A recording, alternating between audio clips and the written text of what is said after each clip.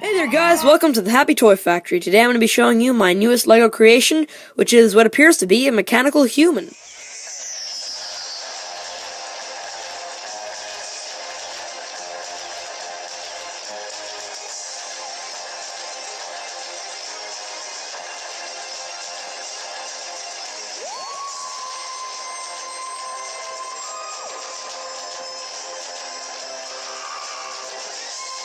I'm not gonna lie, this guy was an absolute pain in the backside to make because I really wanted him to be, like, as articulated as possible, and in some areas that can kind of be the downfall, like the arms look a bit weird, how they kind of like go like this and then in like that. So, starting with the articulation, if we just take a look at the head can turn, can't turn 360 because it's got like these wires in the way.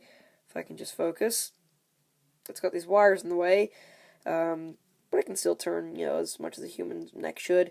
It can move up and down, and then there's another joint in the neck where it can move forward and back. And of course, it can turn, like I already showed you. The head can also go off to the side like this. It can go pretty far here, but it gets kind of snagged here because of, yet again, the wires, and also because this is where the grip is on the neck, so you can get a little bit stuck there. The arms can turn a good distance before they get caught in the wiring, but then again, that's, as far as a human arm should. It can move out like this, and I suppose the wires in the end kind of add for good support because they kind of hinder the arm. They kind of hinder the arm from going too far. They make it go just as far as a human arm actually could, unless you're like a complete, master at gymnastics and crap. The arm, of course, can turn. This can go 360 because there's no wires hindering it. The arm can bend quite far, but, as you can see, it can go quite, go the ordinary distance that arms could. And like I showed you, the wrists can turn, and the wrists can move like that. I would get them to go kind of like that, but in the end I figured the 360 joint was good enough because then I could just turn it like this and that. Yeah. The waist is a bit like the neck in a way that it can move around as if it's on a ball joint. So it can go, it doesn't go all the way, but for some reason it works better here than it does here. Probably something to do with the way the joints are formed. It can turn like that, again, kind of being hindered by the wires. Obviously, it can bend forward, and it could bend back, but then you have this hindering it, and well, yeah, like I showed you, can do that, and yada yada yada. The legs can kick forward, and can't really go back because this is stopping it. They can go out, like that, and in. They can bend, the knees can bend quite far, and the feet can go up and kick out like that. So in the end, as you can see, lots and lots and lots and lots and lots and lots of articulation put into this guy, and now I'm going to suffer by trying to get him to stand again. So just see you in a couple of minutes. Oh wait, there you go. Yay, he's standing, and I didn't need to cut the scene. Hurrah! So just taking a look at him, you can see his main color, of course, is gray. So I'm just going to give you like a 360 view of him right now. As you can see, he's got a lot of various like components and wires going on. As I said originally, he was meant to be sort of like a Terminator figure, but then I just kind of made my own humanoid robot. As you can see at the back, there are a lot of different little wires and panels and stuff. I think the back kind of looks the coolest because it's got all the different, you can see like inside all the different pieces, and it makes it look a lot more kind of complex. And then just another look at the side of him. He's got pretty small hands, as you can see. It's because I was trying to get literally everything in proportion. Also, if you see at the top of the head, there's a little bit of gold in there. That's meant to be kind of like, maybe like brass sockets for the wires and stuff. And there are wires running down the back of his neck. That's kind of meant to imitate like his nerve system.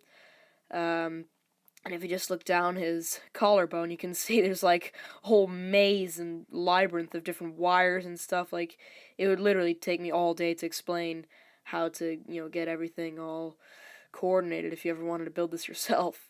This is him without the front chest plate, just so you can kind of see the wires a bit better. As you can see, the wires at like the hips are they're kind of folded in on themselves because they don't have the pieces of the front plate to rely on. But like as you can see, it's just like a complete mess. Like I remember trying to put this back together, and it was just horrible, like a complete nightmare. And here's just his body without the arms and legs, just to kind of give a better look at him. As you can see, he's got a rather interesting looking joint just above his hips, but that's what was allowing him to do the ball joint movement.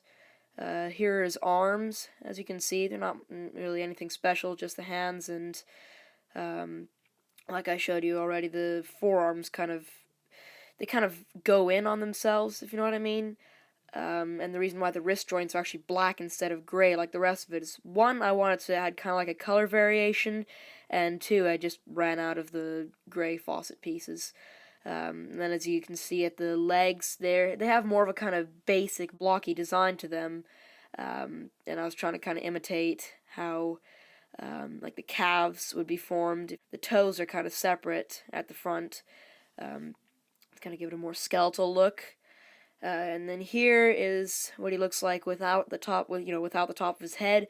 This is kind of what it would look like if anyone was performing, like, maintenance or something on him, or like maybe repairing him. As you can see, here is how the eyes were built. They were originally, the piece that goes into the socket is originally kind of like from a T-piece. Some people may know what I'm talking about. You can often find like those droid arms connecting to them.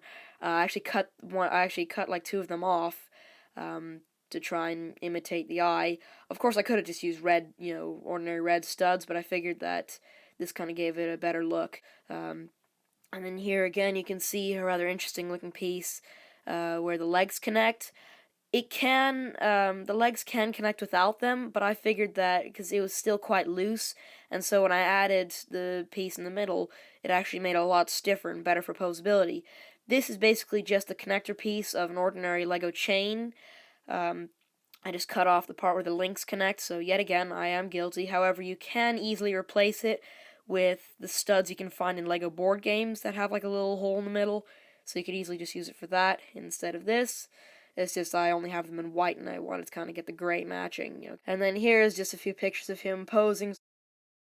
I had a lot of fun taking these pictures. I actually needed to connect him to the base plate because, as you can see in this position, he wouldn't really be able to stand on his own. But as you can see, he's really, really posable despite all the detail that I managed to fit into him. You'd think that he was really flimsy, and yeah, that's pretty much it. Not much else to talk about. I will not be publishing a tutorial on how to build him because it was just a complete mess trying to build him in the first place, without needing to do a tutorial, like I said. And plus, he's already dismantled as this video is being made for bigger and better creations. But I hope you've enjoyed, and as always, please rate, comment, and subscribe, and I shall see you in the next video. Goodbye!